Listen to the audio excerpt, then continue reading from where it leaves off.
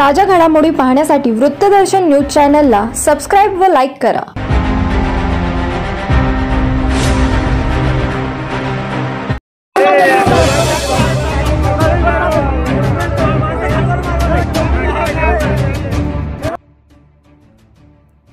पंढरपूर दर्शन वारीमध्ये नागपूरचा एक वारकरी दर्शनासाठी उभा होता तेव्हा बिवेजी या खासगी सुरक्षा कंपनीच्या रक्षकानं मारहाण केली।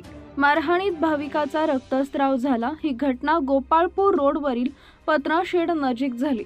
वारकऱ्यांमध्ये प्रचंड संताप निर्माण झाला असून आता कारवाईची मागणी केली आहे।